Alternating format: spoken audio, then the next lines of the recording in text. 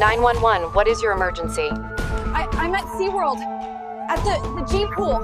Oh my God, I think there's a person in the water. He's dead. Ma'am, can you calm down?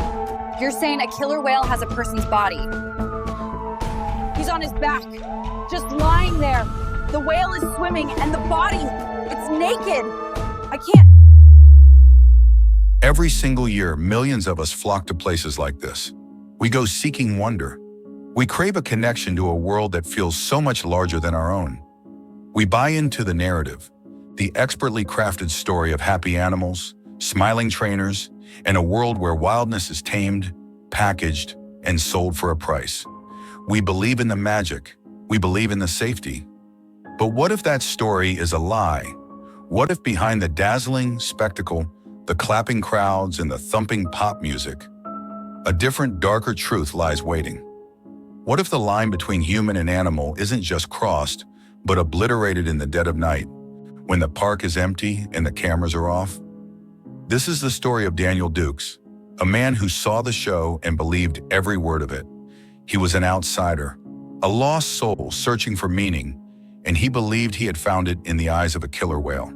He wanted to feel something profound, something real.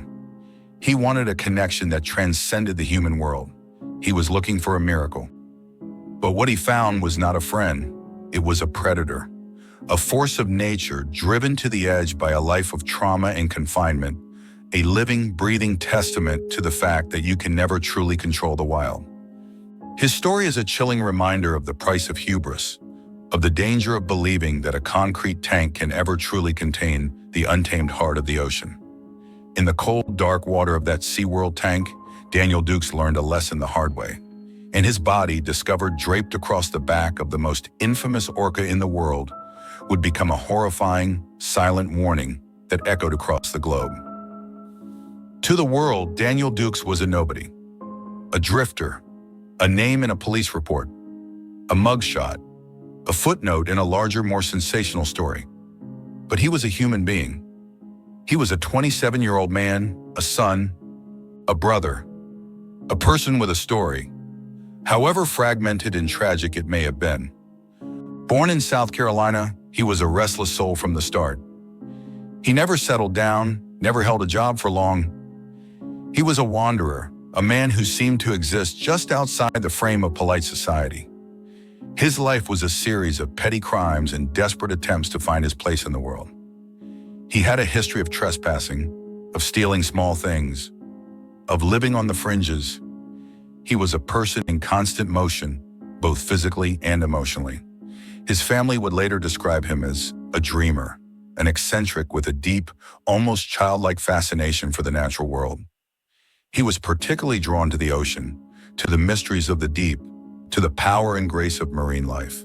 Perhaps he saw in the whales and dolphins a reflection of his own yearning for freedom, for a life without walls or limitations, a life he could never quite achieve. His recent release from a few days in jail for stealing a candy bar was a low point, even for him. He was broke, directionless, and deeply in need of a sign. He arrived in Orlando, Florida, with a pocket full of change and a heart full of desperate hope. The city, a shimmering oasis of fantasy and escapism, was a stark contrast to his bleak reality. And at its heart was SeaWorld, the ultimate promise of wonder. For Daniel, it wasn't just a theme park, it was a cathedral. It was a place where the gods of the ocean had been brought to him, and he believed he could communicate with them. He spent the entire day of July 5th, 1999, at the park. He was a ghost in the crowd, a disheveled figure taking it all in. He watched the shows, heard the roar of the audience, and felt the energy pulsing through the air.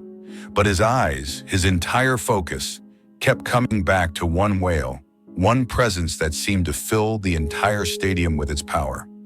Tilikum. Daniel saw a different animal than the one performing for the crowds. He saw a titan, a legend, a creature of immense power. And something inside him, that same reckless spirit that had carried him across the country, told him he needed to get closer. He wasn't thinking about danger. He was thinking about a once-in-a-lifetime opportunity. He was thinking about the story he'd be able to tell, the memory he'd have. He was thinking like a man who believed he was invincible, who believed that the human spirit and the animal spirit could find a common ground, a moment of profound connection. He was looking for an answer, and he believed that in the dark, cold water of the tank, Tilikum could give it to him. Tilikum's name, meaning friends, relations, tribe, was a cruel joke from the very beginning. He was a magnificent creature, a male orca of staggering size and power, but he had no friends, he had no relations, he had no tribe. He was a captive. Captured at the age of 2 off the coast of Iceland, he was ripped from his family, a family that communicates and hunts together in a complex social structure. He was thrust into a life of confinement, of endless repetition, and of unimaginable stress. His journey to SeaWorld was paved with tragedy. At his first home, Sealand of the Pacific, he was housed in a small concrete pool with 2 older, aggressive female orcas. They were dominant, and they would rake him with their teeth, leaving deep, bleeding scars on his body. He was an outcast, a victim of a social dynamic made toxic by confinement. The stress of this environment was palpable, a constant, low-level thrum of anxiety and fear.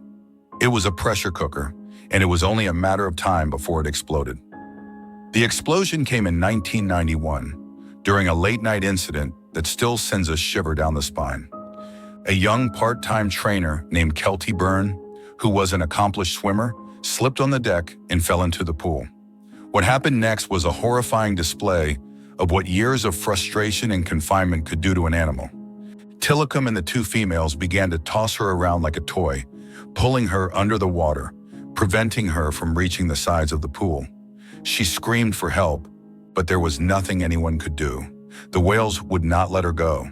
She drowned, a tragic and brutal victim of an environment that had turned magnificent animals into dangerous, unpredictable creatures.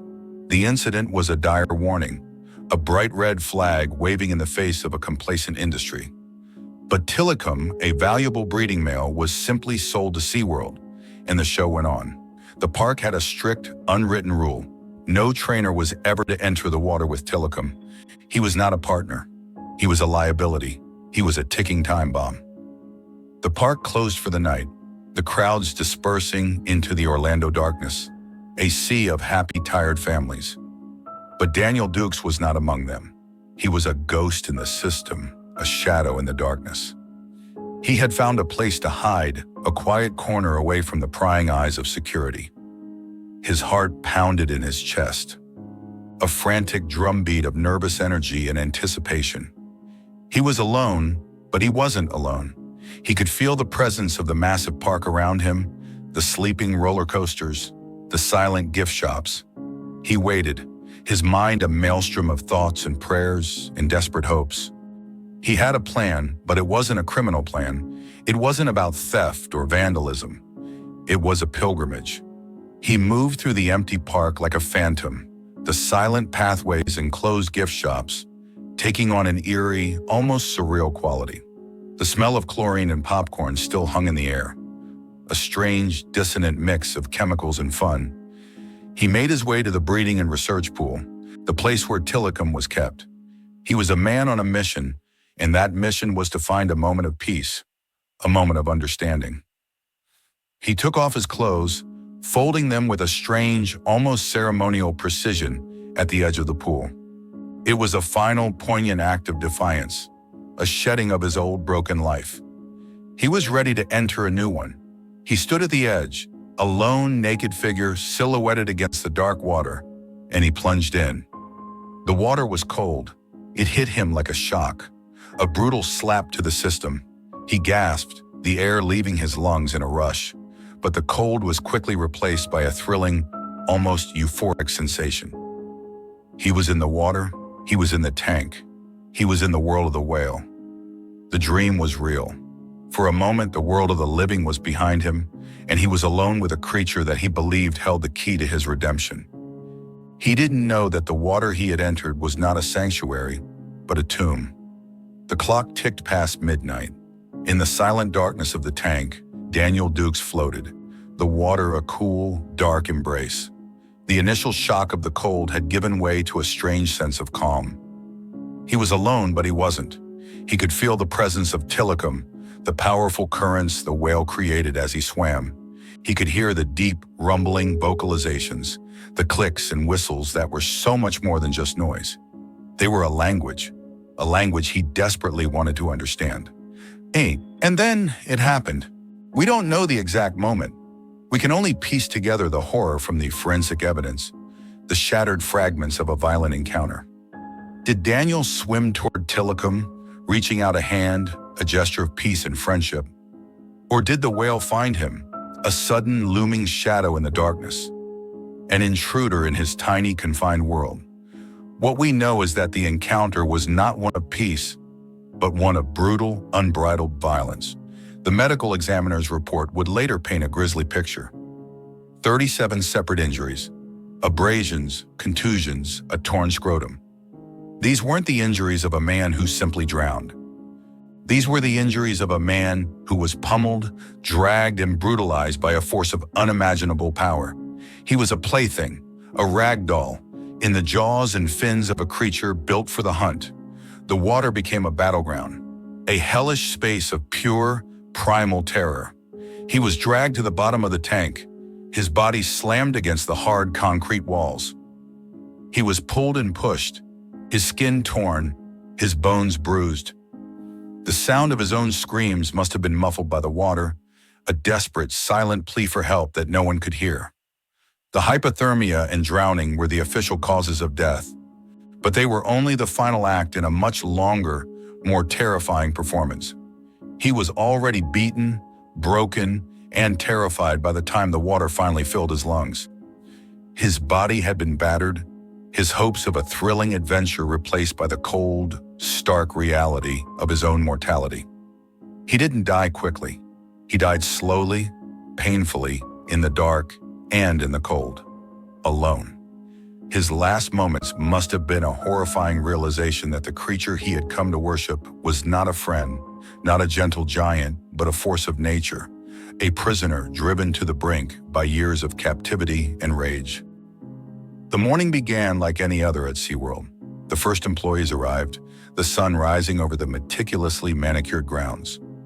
The park was coming to life, the gentle hum of machinery replacing the silence of the night. But for one employee, a physical therapist named Michael Doherty, the day would begin with a discovery that would forever haunt him. He saw something strange in the G pool, a pale, indistinct shape draped over Tilikum's side. At first, he couldn't believe his eyes. He thought it was a training dummy, a prop left out by mistake. He took a few more steps, his heart pounding in his chest, the reality of the situation slowly dawning on him. It wasn't a dummy. It was a man, naked, unmoving. His 911 call came at 7:25 a.m., a frantic, breathless plea for help. "I'm at SeaWorld," he stammered. "There's a body, in the tank, on the whale." The dispatcher, hearing the disbelief and terror in his voice, dispatched officers from the Orange County Sheriff's Office.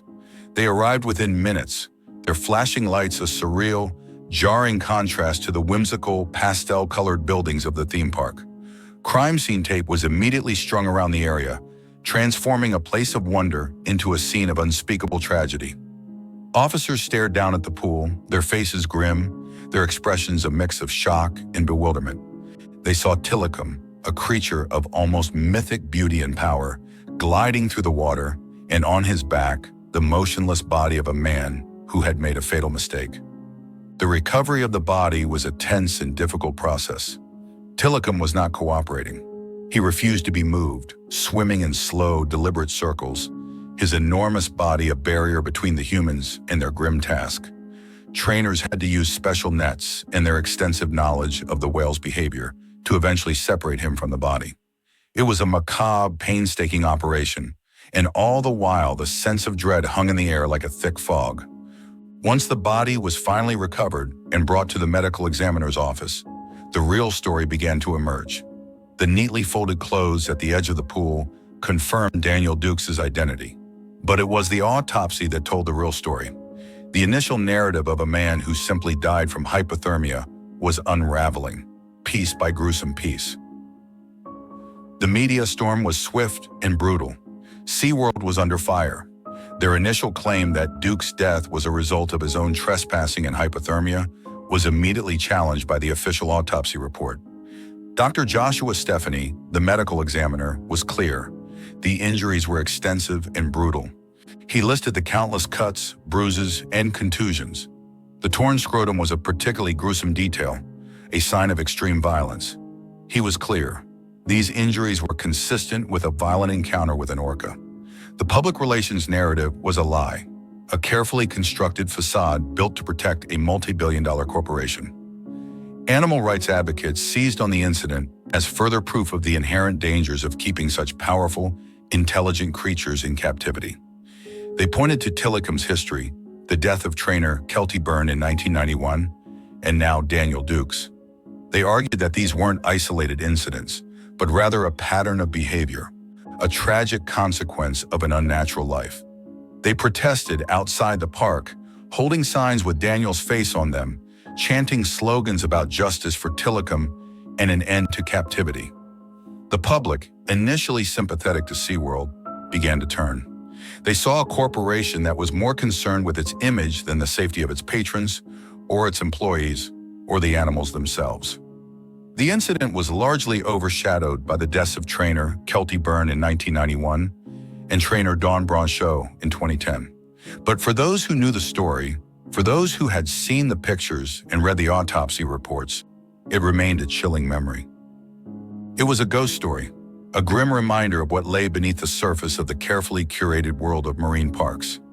The documentary Blackfish would later bring Daniel's story back into the public consciousness. It used his death, along with the deaths of Kelty Byrne and Dawn Brancheau, to build a powerful case against SeaWorld. The documentary showed how the park's narrative was built on a foundation of half-truths and selective information. It revealed the tragic history of Tilikum, a life of trauma and confinement that had turned a magnificent animal into a dangerous, unpredictable killer. Daniel Dukes' death was not a tragedy that occurred in a vacuum. It was a prelude, a horrifying warning of what was yet to come. It was the first sign that the carefully controlled world of SeaWorld was not nearly as safe as it appeared. Daniel Dukes went looking for a connection. He went looking for a moment of peace, a moment of friendship with a creature he had long revered. He believed the story. He bought into the fantasy. But the story he was sold was a lie, and the fantasy he entered was a cage. He was not a fool, he was a believer, and his belief cost him his life. The last thing he saw wasn't a peaceful giant, but a massive, enraged predator, a force of nature driven to the edge. He didn't find friendship in the dark water. He found a final, terrifying reminder that some stories are best left as fiction. And in the silence of that final night, the whale Tilikum carried a secret on his back. A secret that screamed the simple, horrifying truth. You can't tame the wild. You can only cage it until one day it decides to cage you, and then there is no escape.